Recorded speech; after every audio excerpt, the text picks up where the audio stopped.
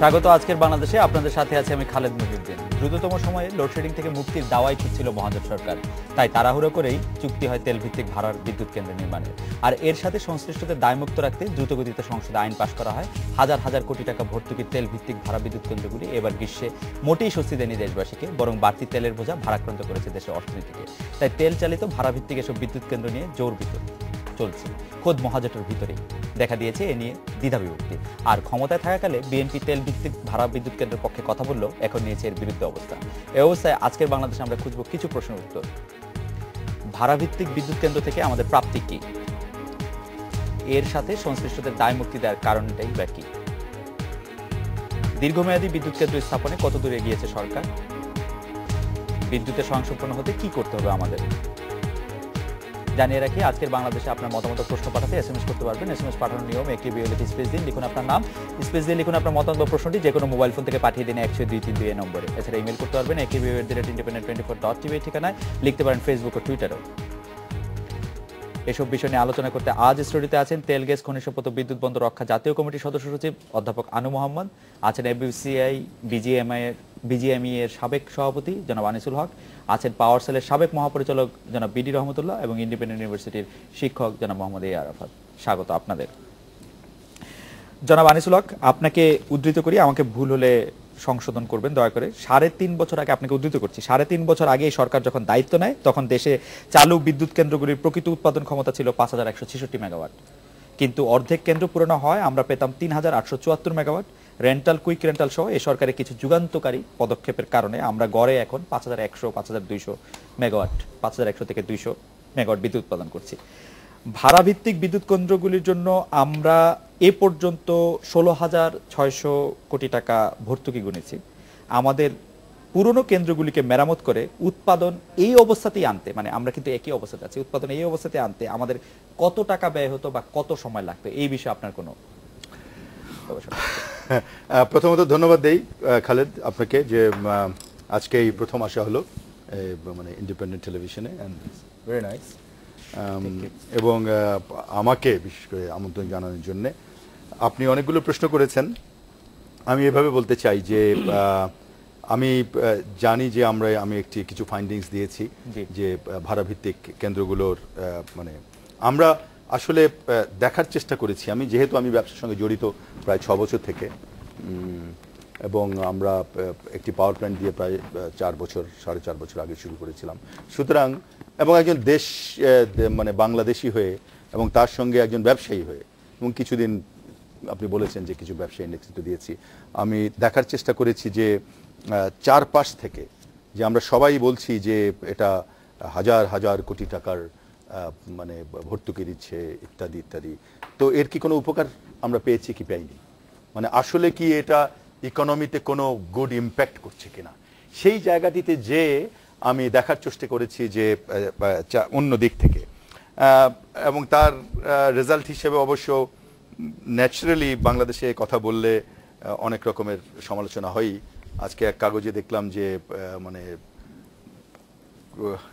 জনগণকে প্রভাবিত করার জন্য আমার পাশে শ্রদ্ধেয় বিডি রহমতুল্লাহ সাহেব আছেন, তার উদ্ধৃতি দিয়ে একটা দেখেছি যে অনেক টাকা হাতে হাতে নেওয়া হচ্ছে। তো সে প্রসঙ্গে না হয় পরে আসবো। আমরা আসলে বলতে চাই যে একটা সময় গত 2-4 বছরেও যখন সরকারের গঠনমূলক সমালোচনা করেছি, কোনো মন্ত্রীকে হয়তো মিডিয়াতেই বলেছি যে বেশি কথা বলছেন, আর আজকে যখন একটি কথা সরকারের পক্ষে যায় তখন একটা সরকারি দলের মতো একটা সেন্স দাঁড়িয়ে যায়। আসলে স্পেডকে স্পেড বলা উচিত। আমার মনে হয়েছে যে এই কুইক রেন্টালের কিছু উপকারিতা বাংলাদেশ পেয়েছে, সেই জন্যই কিন্তু আমার এই ফাইন্ডিংস যেটা আমরা করেছি, বা নিশ্চয়ই আমি একজন ভালো ইকোনমিস্টের সঙ্গে এটা নিয়ে কথা বলেছি বা তাদের সাজেশনস নিয়েছি। আমরা দেখার চেষ্টা করেছি একটি ফিগারও, যেটা আমরা বলছি একটি ফিগারও নিজেদের তৈরি না, ইদার আমরা ওয়ার্ল্ড ব্যাংক থেকে নিয়েছি যে বাংলাদেশের কত, বাংলাদেশের মানে জিডিপি কত, এটি 2011 পর্যন্ত জিডিপি ওয়ার্ল্ড ব্যাংক বলেছে 84, তারপর আমরা এটাকে ক্যালকুলেট করে নিয়েছি যে 100 বিলিয়ন হতে পারে, যদিও আমরা 110 বিলিয়ন বলি স্যার অনেকে। তারপরে আমরা পিডিবির বই থেকে, তাদের অ্যানুয়াল রিপোর্ট প্ল্যান থেকে আমরা তাদের স্ট্যাটিস্টিক্স নিয়েছি, এগুলো নিয়ে আমরা এটাকে কম্পিউট করেছি। আমি দুটো উদাহরণ দেই যে কেন আমরা বলছি যে তার কি positive impact in the economy. Anis ভাই, আপনি যদি আমাকে একটু ক্ষমা করেন, আমি প্রশ্নটা আসলে আমি জানি না আমার অক্ষমতা, প্রশ্নটা আমি গুছাই করতে পারলাম কিনা। এতে কোনো সন্দেহ নাই গত কয়েকদিনের আপনার গবেষণা এটা কিন্তু পরিষ্কার যে আমরা যে বাড়তি বিদ্যুৎটুকু ভাড়া বিদ্যুৎ কেন্দ্রের মাধ্যমে পেয়েছি, এর ফলে আমাদের অর্থনীতিতে একটি দারুণ ইতিবাচক প্রভাব পড়েছে। আমি শুধু জানতে চেয়েছিলাম যে এই ভাড়া ভিত্তিক বিদ্যুৎ কেন্দ্র না করে আমরা যদি যেই পুরনো বিদ্যুৎ কেন্দ্রগুলির কথা পুরনো হয়ে যাওয়ার কারণে আপনি বলছেন যে 5166 মেগাওয়াট সক্ষমতার জায়গায় আমরা উৎপাদন করতে পারছি 3874 মেগাওয়াট, আপনারই লেখা। ওটাকে আমরা যদি গ্যাস তাকে আলাদা করি 600 থেকে 800 মেগাওয়াট, আমরা তখন থাকতাম 3200, যেটাকে 3400। আপনাকেও আমি একটা কপি দিয়েছি, আপনি দেখেছেন। আমি 3400 ফ্যান্টাস্টিক একটি গবেষণা। 3400 থেকে আমরা কম্পিউট। আমি যেটা জানতে চাচ্ছি যে আমাদের সেই পুরনো বিদ্যুৎ কেন্দ্রগুলিকে সক্ষম পর্যায়ে বিদ্যুৎ উৎপাদনের উপযোগী করতে হলে আমাদের কি পরিমাণ টাকা খরচ হতো, কি পরিমাণ সময় লাগতো, সেই বিষয়ে আপনাকে কিন্তু আমি আমার রিসার্চে সেটি বলিনি। আমি বলেছি যে ইকোনমিক ইম্প্যাক্ট কি হয়েছে। আপনি যদি আমাকে বলেন আজকে বিতর্ক হওয়া উচিত যে সেই সময় আমরা এটা করা ছাড়া আর কোনো কিছু উপায় ছিল কিনা। জি, সেইটা ঠিক আছে। সেই সময় আমরা আর কি করতে পারতাম, এই পুরনো বিদ্যুৎ কেন্দ্রগুলো আমরা করতে পারতাম কিনা, অথবা আমরা যে এইটাকে রিপাওয়ারিং করতে পারতাম কিনা, অথবা এই মেইনটেনেন্স দিয়ে আমরা সেই পর্যায়ে যেতে পারতাম কিনা। এটা নিয়ে কিন্তু অনেক ডিবেট হয়েছে। সেই ডিবেটে কিন্তু আমি একটু পরে যেতে চেয়েছিলাম। আমি বলতে চেয়েছিলাম যে আমরা যেভাবে এটাকে কম্পিউট করেছি সহজভাবে, দুটো উদাহরণ দর্শকের জন্য আমার দেওয়া দরকার। যে আমরা বলেছি যে এক্সপোর্ট বেড়েছে, ঠিক আছে, 16 বিলিয়ন 12 বিলিয়ন থেকে 19 বিলিয়ন এক্সপোর্ট হয়েছে। এই যে 6 বিলিয়ন এক্সপোর্ট হয়েছে, এর পেছনে কি এই রেন্টালের কোনো অবদান নেই?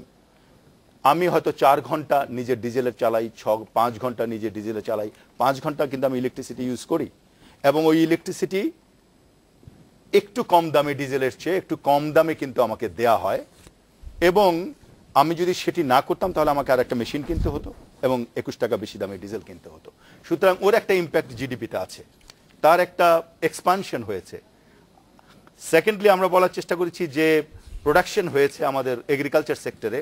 আমি আপনাকে বলেছি যে আমি যদি আজকে একটি জমিখণ্ড থেকে 100 মণ ধান পাই, আর আমি যদি সেখানে কোনো সেচের পানি বা কোনো পানি না দিই, পানি আকাশ থেকে আসে, পানি নিজস্ব সেচ থেকে আসে, পানি সরকারের পক্ষ থেকে আসে, 1 মণ ধানও পাবেন না। সুতরাং না হলে যিনি শ্রমিক আছেন বা কৃষক আছেন তাকে নতুন করে একটি পাওয়ার কিনতে হতো, পাওয়ারের জন্য, যেটাকে আমরা পাম্প বলি, এবং তাকে বেশি দামে ডিজেল কিনতে হতো। সুতরাং এই কম্পিটিশনগুলো খুব সহজভাবে করেছি এবং তার একটা ইকোনমিক ইম্প্যাক্ট দেখিয়েছি। এই জায়গাটিতে বিতর্ক করার আমি জানি না কতটুকু অবকাশ আছে। এবং আমরা দেখিয়েছি যে ওনাদের সময় যখন উনি ছিলেন ডিজি, একটা স্টাডি হয়েছে নেক্সান্টের, পৃথিবীর অন্যতম একটি শ্রেষ্ঠ সার্ভে কোম্পানি। সেই স্টাডিতে তারা বলেছে বিদ্যুৎ না পেলে কত করে হতো, কি লস করতেন, 43 সেন্স করে পার কিলোওয়াট আওয়ার। আমি শিওর রহমতুল্লাহ সাহেব এটা বলবেন।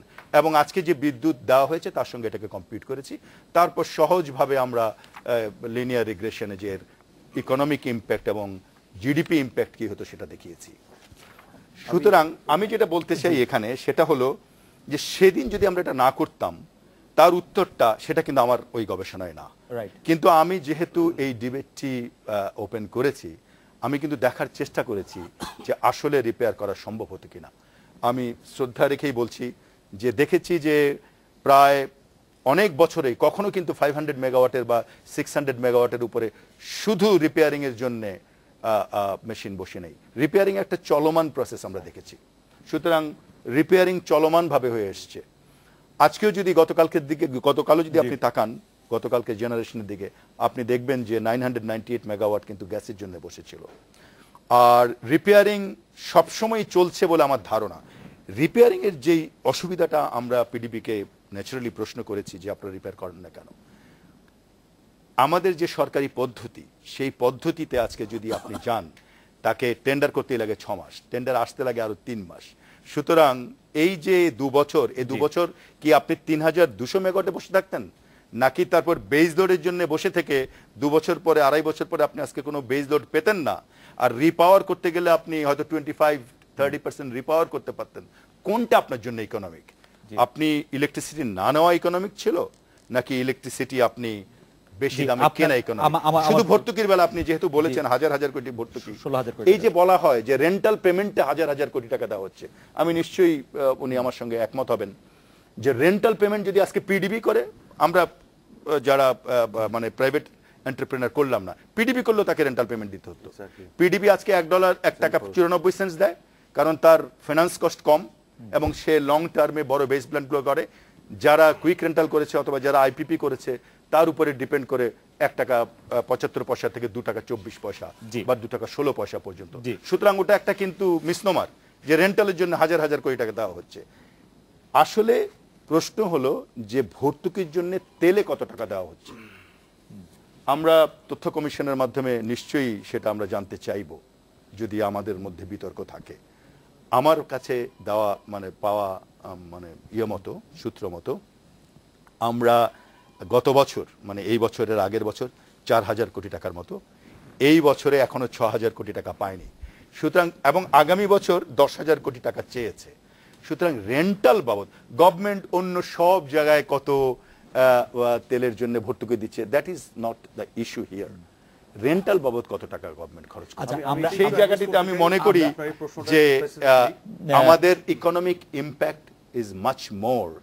এখনই বলবেন আর আমি একটু বলতে চাই আপনার স্পেসিফিকলি কোশ্চেনের উত্তরটা। আপনি বলেছেন আমরা রিপেয়ার করলে একই পরিমাণ বিদ্যুৎ যেটা বসে আছে এটা আমরা প্রডিউস করতে পারতাম কিনা কুইক রেন্টাল বা রেন্টালে না যে তেল ভিত্তিক।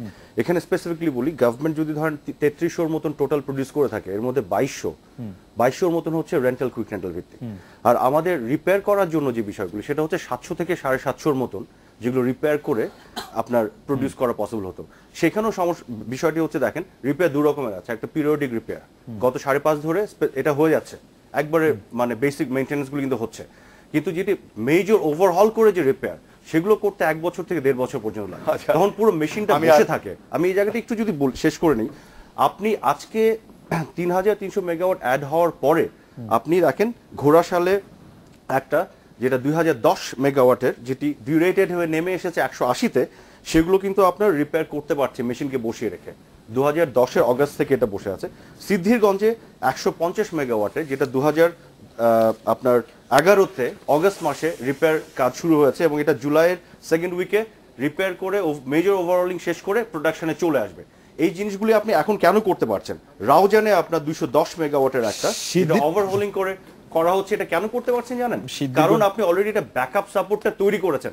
আপনি যদি রেন্টাল কুইক রেন্টালে না যেতেন, আমার এমনি ছিল হচ্ছে 4,931, যেটা আমার জেনারেশন ক্যাপাসিটি, আমি প্রডিউস করতে পারতাম। আমি 2009 সালে শুরুর কথা বলছি, 3,200 থেকে 3,300, এর মধ্যে যদি আপনি আবার 700-800 বসিয়ে রেখে করতে যেতেন তাহলে কিন্তু আরো খারাপ অবস্থা হতো। বড় কথা হারিস ভাই কি বলছে যে লস থেকে বেশি মেশিন 40 বছর 30 বছর পুরানো। এখন আপনি কি কোরামিন খাওয়াবেন মারার সময়, না আপনি অ্যালোপ্যাথি খাওয়াবেন? আমি এটাই জানতে চাইছিলাম যে এই সম্পর্কে কোন স্টাডি করা হয়েছে কিনা, যে এটা করতে কত টাকা লাগতো, কত সময় লাগতো। এই জবাব মনে হয় আমরা পেয়েছি। আমি একটু প্রফেসর আনু মোহাম্মদকে একটু আমি উদ্ধৃত করতে চাই যে 1000 মেগাওয়াটের পাওয়ার প্ল্যান্ট বসাতে তেমন কোনো বৃহৎ অঙ্কের টাকা লাগে না। এখনকার টাকায় 500 কোটি টাকা যথেষ্ট। এক বছরে বর্তমানে যে 2,000 কোটি টাকার তেল আমদানি করতে হবে, তা দিয়ে 4,000 মেগাওয়াট বিদ্যুৎ উৎপাদনে পাওয়ার প্ল্যান্ট বসানো। 5,000 কোটি না, 5,000 কোটি। 5,000 কোটি টাকাই যথেষ্ট। আচ্ছা স্যার, 1,000 মেগাওয়াটের জন্য যদি 5,000 কোটি, স্যার আপনি 500 কোটি টাকা বলেছেন, এটা পত্রিকায় প্রতি মেগাওয়াটে 5 টাকা, প্রতি মেগাওয়াটে 5, এটা 5,000 কোটি প্রতি মেগাওয়াটে 5। এটা হচ্ছে একটা স্ট্যান্ডার্ড কোটি স্যার। না 5 না মানে স্ট্যান্ডার্ড 5 ধরে নেন, 7 হচ্ছে প্রকিউরমেন্ট প্রসেসে।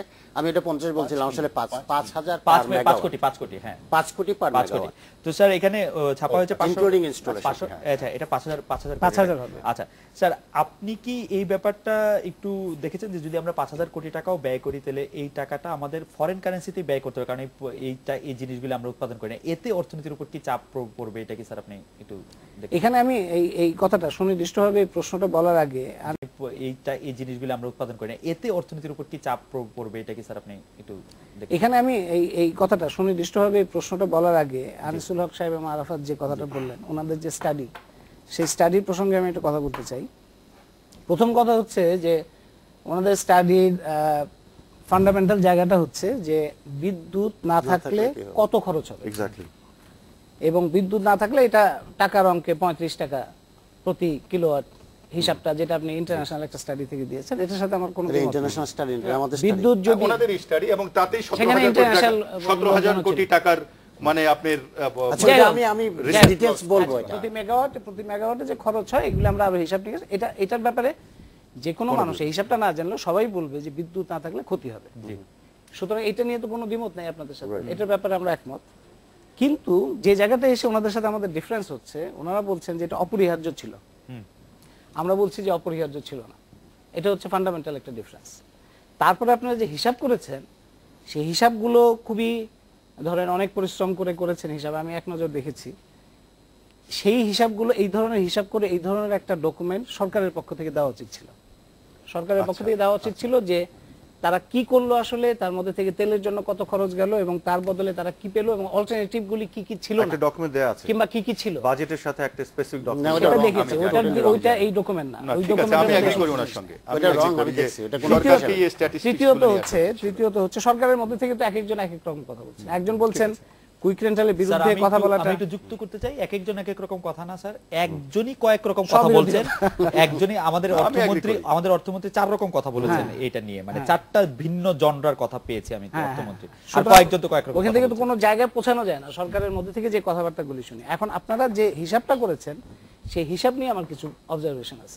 প্রথম অবজারভেশন হচ্ছে যে আপনারা হিসাব করে একটা, আপনারা না শুধু আমি করেছি। আচ্ছা, আপনি যে হিসাব করেছেন সেই হিসাবের মধ্যে যে হিসাবটা দিয়েছেন তাতে 1 লক্ষ কত কোটি টাকা জিডিপির উপরে তার প্রভাব। জিডিপির হিসাব আপনি যেটা বললেন, জিডিপির হিসাবের জন্য আসলে ওয়ার্ল্ড ব্যাংক খুব ভালো সোর্স না। জিডিপির হিসাবের মূল ডাটাটা আসলে আসে বাংলাদেশ ব্যুরো অফ স্ট্যাটিস্টিক্স। সুতরাং bureau of statistics, world bank bureau of statistics থেকে না সহজ ভাবে বলি 100 বিলিয়ন, এটা আমরা কেউ অস্বীকার করি না, ডিটেইলের মধ্যে না, সহজ ভাবে মূল জায়গাটায় আসি। সেটা হচ্ছে যে জিডিপির এই যে ক্ষতির কথা আপনি বলেছেন, সেটার উপরে আপনার অ্যাজাম্পশনটা হচ্ছে প্রথম যে শুধুমাত্র বিদ্যুৎই হচ্ছে একটা ফ্যাক্টর যার জন্য এই প্রোডাকশনগুলি হয়েছে। ওইখানে অনেকগুলো ফ্যাক্টর আছে, শুধু বিদ্যুৎ তো না, অনেকগুলো ফ্যাক্টর আছে। এটা হচ্ছে এই আপনার হিসাব নিকাশের একটা প্রবলেম। দ্বিতীয় প্রবলেমটা হচ্ছে যে ধরে নেওয়া হয়েছে এখানে তারা হিসাব করেছেন হচ্ছে 3000 মেগাওয়াট বিদ্যুৎ যোগ হয়েছে। স্যার, এটা যদি আমাদের দর্শকদের জন্য আরেকটু পরিষ্কার করতেন। যেমন স্যার, উনি কৃষি ক্ষেত্রে বিদ্যুতের প্রভাবের কথা বলছেন, কৃষি ক্ষেত্রে সেচ প্রক্রিয়া ব্যাহত হতো, কিন্তু কৃষি ক্ষেত্রে আর যে ফ্যাক্টরগুলি আছে, যেমন ধরেন সূর্যের আলো লাগতো, বাতাস লাগতো, সার লাগতো, সেইটা কিন্তু উনার হিসাবের মধ্যে উনি একটা প্রোডাকশন বন্ধ থাকতো। জি, যে বিদ্যুৎ না থাকলে প্রোডাকশন বন্ধ থাকবে, এটা তো ধরে নিচ্ছেন। আমি সেটা বলছি না, আপনি যদি 300 টাকার না, আমি কথা 3000 টাকার প্রোডাকশন পেতেন না আপনি। এটা এখানে একটা হচ্ছে যে প্রতি বিদ্যুৎ না থাকলে কত টাকা লস হবে সেটা একটা হিসাব হয়েছে।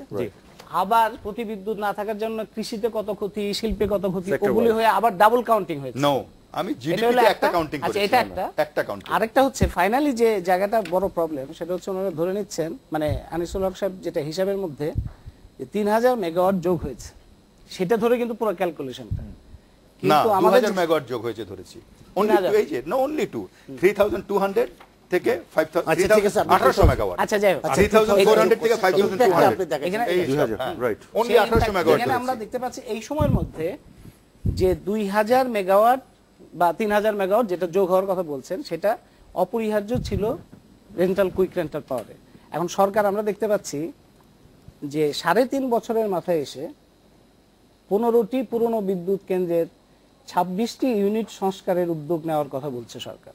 এখন 2000-এর বেশি যেটা যোগ হয়েছে তার মধ্যে রেন্টালের কতটা, রেন্টাল কিন্তু পুরোটা না, যেটা আর্গুমেন্ট যেটা করছেন তাতে মনে হচ্ছে যে 2986 এর মধ্যে 2200 মেগাওয়াট রেন্টালের হচ্ছে 2286 2386 রেন্টাল থেকে, হ্যাঁ, যে ইনস্টল ক্যাপাসিটির মধ্যে মূল প্রোডাকশন যেটা হচ্ছে আমরা দেখতে পাচ্ছি 1200 মেগাওয়াটের মধ্যে, এবং সেই 1200 মেগাওয়াট হচ্ছে পিক।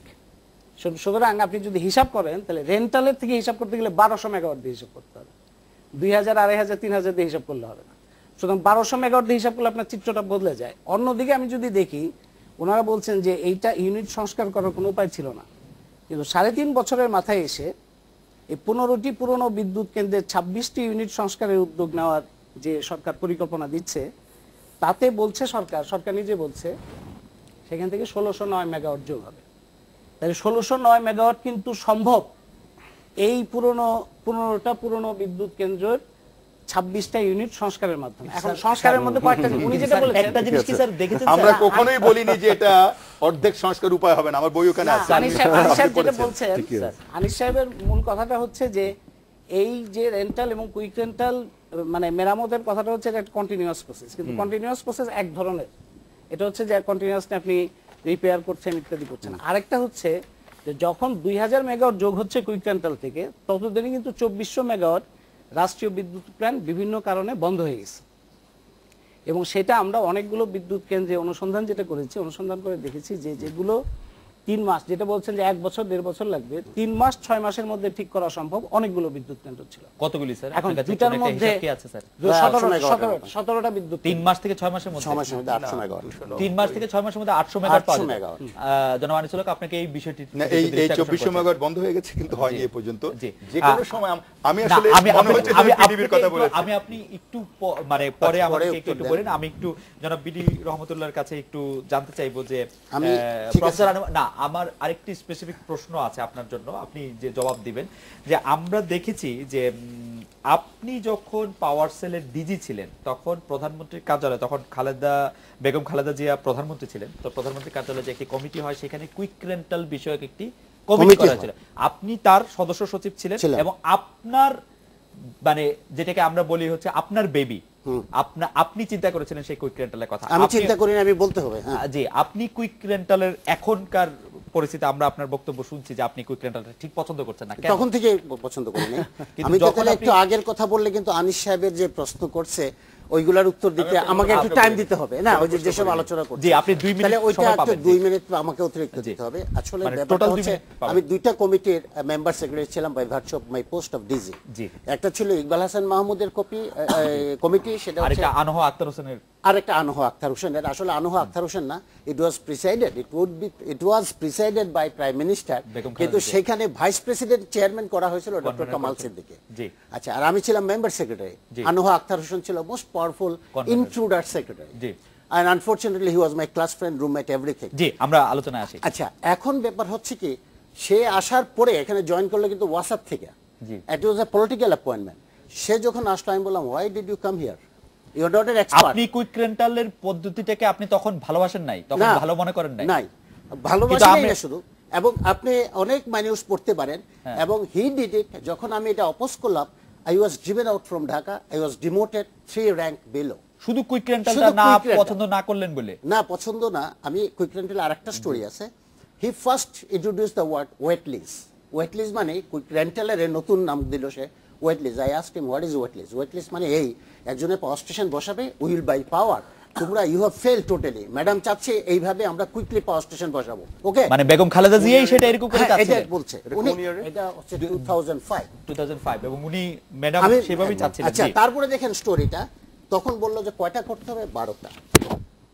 তো 12টা করতে হবে। এখন সে কিন্তু মাইনিউস লেখে আমাকে তখন সাইন করছে, Kamal Siddique was leading. Next ওয়াই কোনে সে আবার একটা মিটিং দিল কুইকলি উইদিন এ উইক, যেটা মাসে একটা মিটিং হওয়ার কথা, বলো 12টা না 22টা করতে হবে। ওয়াই? 22টা। Because 22 MPs has asked they will be অনেক পাওয়ারফুল এমপি। আচ্ছা, তারপরে 22 থেকে চলে গেল 35। জি। ডক্টর একজন শহীদুল ইসলাম খান নামে একজন সেক্রেটারি ছিল, আমি জানি না, ওইখানে সে কমিটিতে ছিল, বলছে রহমতুল্লাহ সাহেব এটা 50টা করতে হবে। ওয়াই? কারণ 50 MPs they claim they will be the owner of this. ওকে, আমি বললাম যে এক কাজ করেন, প্রত্যেকটা স্টেশনকে ভেঙে পার্টনারশিপ করেন। কয় না, আপনি আরো বাড়াই দেন। তখনই আই চ্যালেঞ্জড আনহা আক্তার হোসেন, এটা হবে না।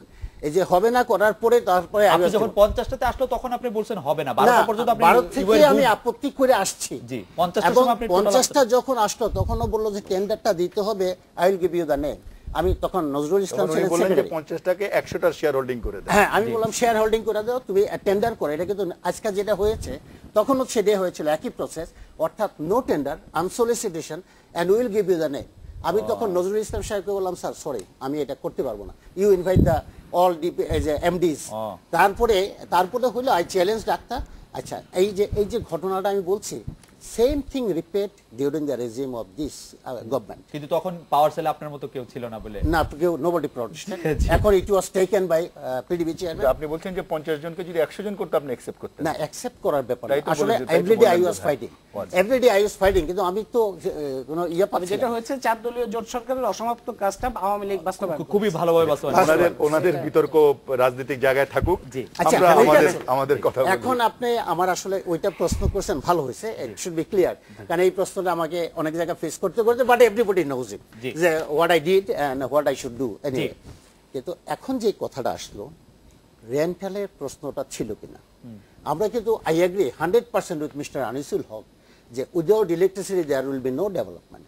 ইলেকট্রিসিটি আসবে, কিন্তু প্রশ্ন হচ্ছে অ্যাট হোয়াট কস্ট। এটা কি ইট ওয়াজ পসিবল যে লো কস্টে আমি এটা করতে পারি কিনা? I had many studies. উনি আমার সঙ্গে অনেক আগের থেকে জড়িত, পাওয়ার সেক্টর নিয়ে যেমন বিজিএম এর থেকে ছিলেন। আমার কাছে 4-5টা স্টাডি আছে যে আমরা যদি এই পাওয়ার স্টেশনগুলো রিপেয়ার এবং মেনটেনেন্স করি, what I confidently I am telling you, 700 megawatt within 3 to 6 months just spend 150 crore টাকা। 150 কোটি টাকা দিয়ে আমরা 700 থেকে 700 megawatt you can add up. গ্যাসের সময়টা আচ্ছা, গ্যাসের সময় ব্যাপারে কিন্তু গ্যাসের ব্যাপারে এখানে বলতে চাচ্ছি 2009 এর জানুয়ারি মাসে there was a short term, mid term, long term programme of যে work over and maintenance of all the gas. I can tell you, এটা আমাদের স্লোগান, যে তখন 2009-এ তখন আমাদের গ্যাস ডিমান্ড ছিল 290 ডেইলি 190 crores কিউবিক ফিট, তাই না, 190 কোটি ঘনফুটের। তখন আমাদের সাপ্লাই ছিল, ডিমান্ড ছিল 235 কোটি, তখন আমাদের সাপ্লাই ছিল 190 কোটি।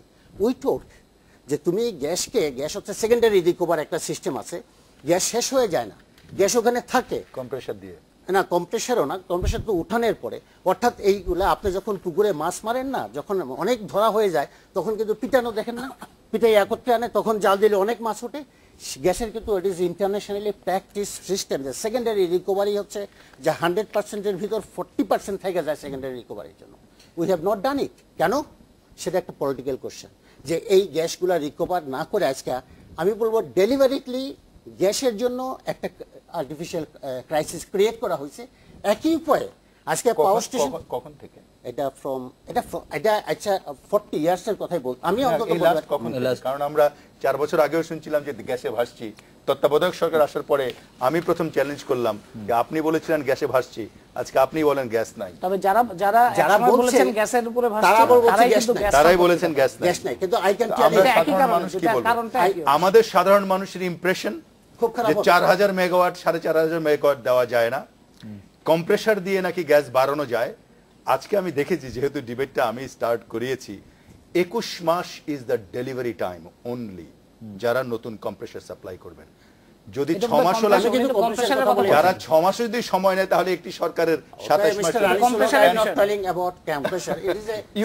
After that you need the compressor. না না, ওকে কম্প্রেসার আনার জন্য জি, আর রবীন্দ্র ভাই আমরা একটু দূরে সরে যাচ্ছি। You সোজা always- কথা যে you আপনি lose বলতে 3 চাচ্ছেন যে years by that. শুধুমাত্র Compression নিয়ে রিপেয়ার অনেক করে, প্রশ্ন। শুধুমাত্র না, রিপেয়ার করে, শুধু আরো কাজ আছে। না শুধু রিপেয়ার করে আমাদের যেটা ছিল কুইক রেন্টাল না করে আমরা কত মেগাওয়াট গ্রিডে যোগ করতে পারতাম?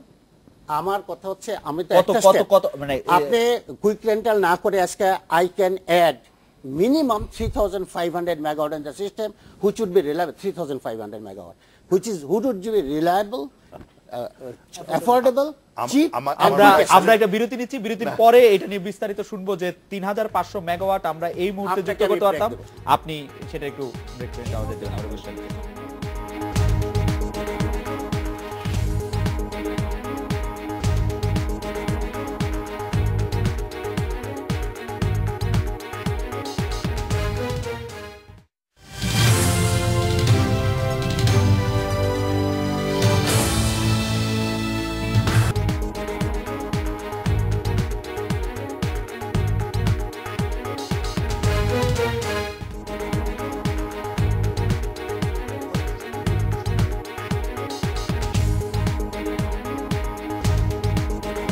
বিরতির পর ফিরে এলাম। আজকের বাংলাদেশে জনাব বিডি রহমতুল্লাহ, আপনি বলছিলেন যে এই মুহূর্তে 3500 মেগাওয়াট আপনি যোগ করতে পারতেন কুইক রেন্টাল পদ্ধতি ছাড়াই। এই আপনি পদ্ধতি খুব না, সংক্ষেপে 2009 থেকে শুরু করতে হতো কাজটা। জি। অর্থাৎ আওয়ামী লীগের এজেন্ডার কথাই যদি আমি বলি, ওখানে কুইক রেন্টাল ছাড়া যেসব কাজ ছিল একটা কাজও তারা করেনি। সেখানে ছিল বলছে সংরক্ষণ of power stations, energy conservation বলছিল, এফিশিয়েন্ট অ্যাপ্লায়েন্স অ্যান্ড ইকুইপমেন্টস ব্যবহার করতে, যেটা বাংলাদেশ ছাড়া সর্বত্র এখানে এফিশিয়েন্ট, এবং ভারত গত 3 বছরে 9,000 মেগাওয়াট তার ডিমান্ড হ্রাস করেছে এবং তার আরও 25,000 মেগাওয়াট হ্রাস করার জন্য এফিশিয়েন্ট অ্যাপ্লায়েন্স অ্যান্ড ইকুইপমেন্টস আছে।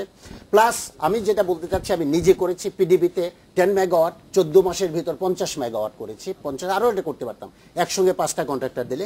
আমি বর্তমানে বাংলাদেশের প্রেক্ষাপটে 2009 এই সরকার যখন আসে, তারা যা শুরু করতে পারতো 700 মেগাওয়াট থেকে বাসে, তবু আমি কমটাই বলছি, 700 মেগাওয়াট যদি মেনটেনেন্স শুরু করতো তাহলে 6 মাসের ভিতর শেষ হতো। তারপরে এফিশিয়েন্ট অ্যাপ্লায়েন্স এবং ইকুইপমেন্টস যদি ব্যবহার করতো তাহলে সিস্টেমে আসতো আরও, আমার হিসাবে আমার কাছে মানে হিসাবে আছে কিন্তু আমি আনিনি, 1000 মেগাওয়াট আপনি যোগ করতে থাকেন। কতদিনে? এফিশিয়েন্ট অ্যাপ্লায়েন্স আজকে কুইকেস্ট এন্ড জিরো মানে কস্ট, জিরো কস্ট। এটা করতে কতদিন লাগতো? এটা কিভাবে করতে লাগতো? এটা করতে লাগতো আপনি আজকে আমি নিজে, কিন্তু আপনি যেটা করছেন সেটা হচ্ছে চেঞ্জ করতে no no no efficient appliance, সেটা হচ্ছে যে আপনি যখন পাওয়ার সেলে ছিলেন আপনি 14 মাসে 40 মেগাওয়াট সেটা যুক্ত করতে পারছেন। সেটা তো পলিটিক্যাল ডিসিশন, সেটা তো 14 মাসে পলিটিক্যাল 40, ডিসিশন। 14 মাসে 40 শুনুন, প্রত্যেকটা কাজ কিন্তু পলিটিক্যাল ডিসিশন। আমি তো বলতে চাচ্ছি যে it is a problem is technical, the decision is political.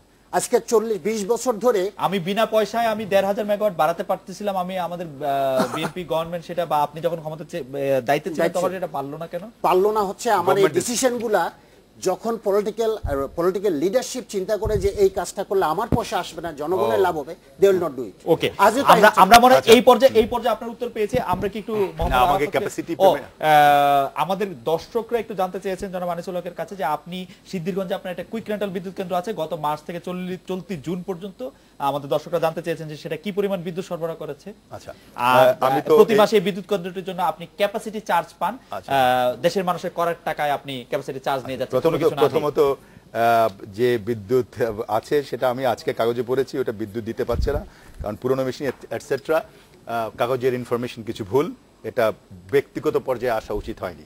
কারণ আমরা একজন মানে anybody who is entrepreneur, that's a business question.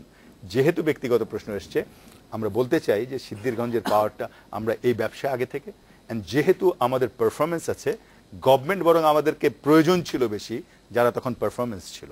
সুতরাং সিদ্ধিরগঞ্জের power plant brand new Caterpillar machine, উনি কালকে গিয়ে দেখে আসতে পারেন, না হলে পরদিন আবার বলে দিবেন যে আনিসুল হক মিথ্যা কথা বলেছে। Capacity charge is a misnomer.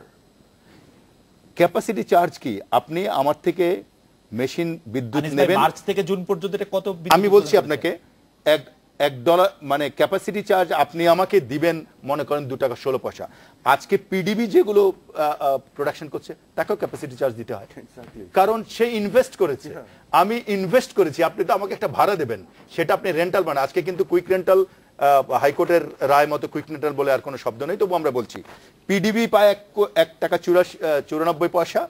যারা শর্ট টার্মে ইনভেস্ট করেছে, অতিরিক্ত ইনভেস্ট করেছে, যাদের প্রাইভেট সেক্টরে ইন্টারেস্ট ফ্যাক্টর বেশি, তারা পায় $2.16। নাম্বার 1, আজকে যদি পিডিপি কোনো কিছু প্রডিউস না করে, পিডিপিকেও কিন্তু এটা দিতে হবে, বিকজ সেও লোন করেছে কোথা থেকে, হয় আইএফসি থেকে করেছে, নাহলে ওয়ার্ল্ড ব্যাংক থেকে করেছে। সুতরাং it is completely A misnomer, এবং এখানে ভর্তুকির কোনো প্রশ্ন আসে না। আমি করি, উনি করেন, পিডিবি করেন, বাংলাদেশ ব্যাংক করুক, ওয়ার্ল্ড ব্যাংক করুক, তাকে এই চার্জটা দিতেই হবে। নাম্বার 1। নাম্বার 2, কত মেগাওয়াট করেছে, এটা আমি যে লেভেলে কাজ করি আমার পক্ষে এটা হিসাব রাখা সম্ভব না।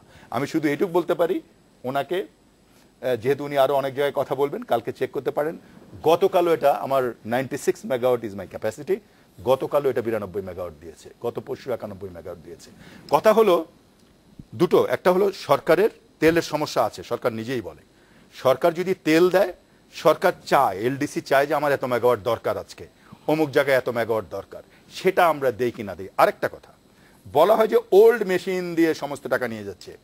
ওল্ড মেশিন দিলে সরকারের কোনো ক্ষতি নেই, তার কারণ আপনি যদি সরকারের ডিমান্ড মতো না দিতে পারেন, 130% ইজ ইউর পেনাল্টি, এবং কন্ট্রাক্ট মতো পিডিবি 1 টাকাও পেনাল্টি ছাড়বে না। আপনি যেখানে 19 টাকা কামাবেন সেখানে আপনাকে 30 টাকা দিতে হবে। সো ওল্ড মেশিন আর নিউ মেশিন ইজ এ 14 মাসে যদি উনি 50 মেগাওয়াট করে থাকে, the penalty is there। 14 মাসে যদি উনি 50 মেগাওয়াট করে থাকেন, পলিউশন আছে, ফুয়েল। জি জি, আমরা আপনার পয়েন্ট ক্লিয়ার। জি, 14 মাসে যদি উনি করে থাকেন 50 মেগাওয়াট, যারা আজকে প্রাইভেট এন্টারপ্রেনার, আমরা মনে করি যে আমরা দেশের জন্য অনেক বড় কাজ করেছি। আমরা 6 মাসে 4 মাসে 100 মেগাওয়াট করেছি। আমরা এই প্রসঙ্গে জি, আপনি আমাকে ওই ব্যাপারটা আপনার মতামত আমি একটু শুনতে চাইবো যে 3,500 মেগাওয়াট যুক্ত করা সম্ভব ছিল 2009 থেকে যদি আমরা কাজ করে যেতাম। এটা উত্তর আপনি দিবেন আমাকে, আপনাকে কিছু ইস্যুস দিচ্ছি। প্রথম কথা হচ্ছে বিডি রহমতুল্লাহ সাহেব যখন 2005 এর কথা বললেন, তখনকার যে প্রেক্ষাপট কুইক রেন্টালের, আমি মনে করি না তখন কুইক রেন্টাল ওয়াজ নেসেসারি।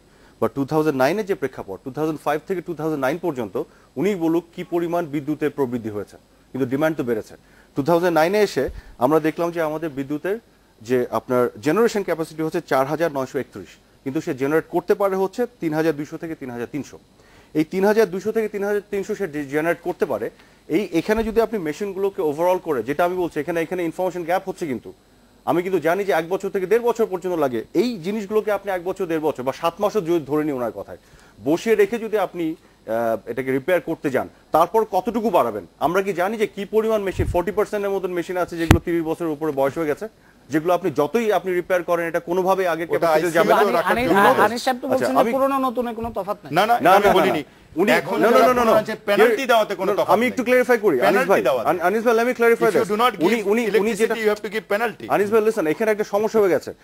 গভর্নমেন্ট যখন প্রাইভেট সেক্টরের সাথে চুক্তি করছে, গভর্নমেন্ট বলে দিচ্ছে এই প্রাইসে তাকে ইলেকট্রিসিটি দিতে হবে। সে পুরনো মেশিন দিয়ে বানালেও তার এফিশিয়েন্সি যাই থাক, ওই বিদ্যুৎ ওই প্রাইসে দিতে হবে।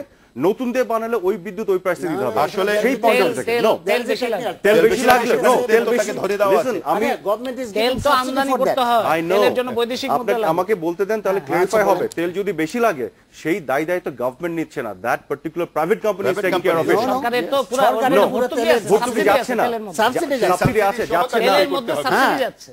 ওখানে পুরোটাই পেনালাইজ করা রেন্টাল হচ্ছে। পাওয়ার প্ল্যান্টকে যে তেল দেওয়া হচ্ছে সেটা subsidised government. No, That is আপনাদের true. ইনফরমেশন নেই। এখানে ইনফরমেশনের সমস্যা হচ্ছে। আজকে বাজারে যদি 61 টাকা হয় ডিজেল, রেন্টাল পাওয়ার প্ল্যান্টের জন্য 61 টাকা। আমার মনে হয় আমাদের এই বাজারের টাকা মানে কি, বাংলাদেশের গভর্নমেন্ট যে আন্তর্জাতিক বাজার থেকে যে দামে কিনে সেই দামে টাকা দিচ্ছেন না, রাইট? না আই এগ্রি। আপনি সরকার তাকে যে সাবসিডি দিচ্ছে, সাবসিডি দিয়ে প্রতি লিটারে 9 টাকা করে সাবসিডি দিচ্ছে। আমাকে যে দামে দিচ্ছেন আমি সেই দামে আপনাকে দিচ্ছি। হ্যাঁ, তা তো তাহলে এখানে তো সাবসিডি আছে। না আমি এখানে আনিস ভাই একটা জিনিস বলি, আপনি এটা ক্লিয়ারিফাই করতে হবে। আজকে আমি এটা ক্লিয়ারিফাই করেছি। রেন্টালকে আনিস ভাই না বলে আমি সাপোর্টের কথা বলছি না, আমি ফ্যাক্টসটা বলছি। Quorum in which is needed for a specific period of time. If you can allow me to finish, যেটা হচ্ছে যে আপনি যে পরিমাণ তেল অ্যালোকেট করার কথা এবং তার চেয়ে বেশি যদি করতে হয় because of the inefficiency of the machine যেটা পুরনো, তাহলে এডিশনাল যেটা তেল দিচ্ছে সেটা সাবসিডি গভর্নমেন্ট বেয়ার করবে না, তারা সাবসিডি প্রাইভেট কোম্পানি হিসেব আছে। আপনাকে আমি সেই হিসেবে দিব, I will give you that. এই হিসেব আছে, সরকারের এক মন্ত্রী চার রকম কথা বলে, এই হিসাবটা মন্ত্রীদের কথা আলাদা, কিন্তু আমি আপনাকে সেই হিসেবটা দিব পাবলিকলি আজকে বলে গেলাম। Every hour determined, every second determined. আচ্ছা আরেকটা জিনিস বলি, আমি please allow me to finish, আমি তো শেষ করতে পারলাম না। আচ্ছা আরেকটা জিনিস যেটা হচ্ছে যে দেখুন, গত 3-3.5 বছর রিপেয়ারের কথা বলা হয়েছে, 693 মেগাওয়াট প্রডিউস করার ক্ষমতা সম্পন্ন মেশিন রিপেয়ার হয়ে গেছে। 561 মেগাওয়াটের মতন রিপেয়ারমেন্টের প্রসেসের মধ্যে আছে, প্রক্রিয়ার মধ্যে আছে। যেখানে আমি বললাম 2009 আপনি জেনারেট করতে পারছেন 3,200 থেকে 3,300, সেই জিনিসটা আপনি আজকে এসে করছেন 5,300 থেকে 5,600। আপনি কিভাবে কেন করতে পারছেন? এই যে 3,300 যে অ্যাড করেছেন এর মধ্যে 2200 হচ্ছে রেন্টাল, কুইক রেন্টাল, সেখানেও হিসেবে ভুল আছে। 300 যোগ হচ্ছে, এটা কোথা থেকে বলছেন? আমি আসছি, 3,300 যোগ হচ্ছে না, আমি বলেছি ইনস্টল ক্যাপাসিটি এবং রিয়েল প্রোডাকশন। আমি বলছি তো রিয়েল প্রোডাকশন, আমি বলেছি 30-35% কম। আমি তো সেটা বললামই, রিয়েল প্রোডাকশন তো আমি বললাম 5,300 থেকে 5,600। ওই যে রেন্টাল 2200। আমি আসছি সেখানে, মিক্সড আপ করলে হবে না। আমি টোটালটা আগে বলি, তারপর রেন্টালে আসি। টোটালটা হচ্ছে 5,300 থেকে 5,600। এন্ড অ্যাজ আই সেড যে রেন্টালের মধ্যে 3,500 যেটি 300 যেটি টোটাল অ্যাড হয়েছে তার মধ্যে 2200 রেন্টাল। সেই রেন্টাল 1200 কিন্তু না, যেটা অ্যাড হচ্ছে 2200 এর মধ্যে আপনার 1600 মতন রেন্টাল। এখন 1200 পিক প্রোডাকশন হচ্ছে 1200। না আচ্ছা আমি আসি, এটা হলো পিক, কিন্তু এভারেজ হচ্ছে 900 1000 এর মতো। না তাহলে তো ইনফরমেশন গ্যাপ হয়ে যাচ্ছে। পাওয়ার ডেভেলপমেন্ট বোর্ডের এবার আমি এই যে গভর্নমেন্ট রিপোর্ট আমার কাছে একটু বলবেন, খুব সম্ভব 5,000 5200 5224 মেগাওয়াট বলেন না।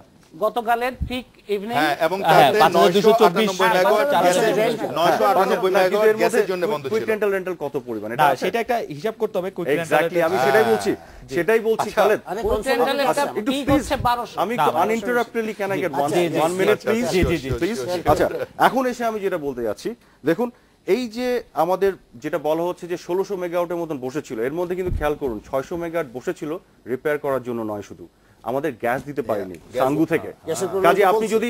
আপনি যদি প্লিজ আচ্ছা, ঠিক আপনি আছে। যদি রিপেয়ার করেও ফেলেন আপনি গ্যাস যদি দিতে না পারেন আপনি কিন্তু দেখেন 1700 মেগাওয়াট 2009 সালে 2006 সালে ছিল মেগাওয়াট বলছি 1700 এমএমসিএফ প্রোডাকশন ছিল গ্যাসের এটা এখন কিন্তু 2200 হয়েছে বেড়েছে কিন্তু তারপরও সমস্যা যেটা দেখা গেছে যে আপনার গ্রিডের কানেক্টিভিটির জন্য সাঙ্গুতে কমে যাওয়ার জন্য 600 মতন আপনি বসে আছে কাজে আপনি রিপেয়ার করেও তো গ্যাসের অভাবে পাচ্ছেন না সো আপনার ডিপেন্ড করতেই হচ্ছে আপনি তাহলে আমার আপনার কথাটা তো ডিজেল রাখলেন এন্ড না। ফার্নেস অয়েলের উপরে তো গ্যাসটা তো আমি আমরা যেটা বলতে বলছি আমি যেটা বলতে যাচ্ছি গত 3.5 বছরে আমরা যদি ডিজেল ফার্নেস অয়েলের উপরে ফর দ্য মানে আপনার শর্ট টার্মের জন্য ডিপেন্ড না করতাম আজকে এই যে রিপেয়ার গুলি করা হচ্ছে যেটি আমি স্পেসিফিক্যালি উদাহরণ দিয়ে বলেছি ঘোড়াশালেরটা রিপেয়ার করা হচ্ছে সিদ্ধিরগঞ্জেরটা রিপেয়ার করে জুলাই 2 চলে আসছে রিপেয়ার ওভারহলিং মেজর ওভারহলিং আমি কিন্তু পিরিয়ডিক রিপেয়ারের কথা বলছি না তিনবার সময় পিছানো পড়ে। এক্স্যাক্টলি এবং রাউজানের যেটা 210 মেগাওয়াটের যেটা ওভারহলিং আমি একটু আপনাকে বলি ডক্টর হোসেন মনসুর ডক্টর হোসেন অর্থনীতি একটা বিরাট একেবারে ব্যাপার। বিরাট এটাই বলা অন্য কোনো কিছু না। রহমতুল্লাহ ভাই আপনি আধা মিনিট আমাদেরকে একটু বলেন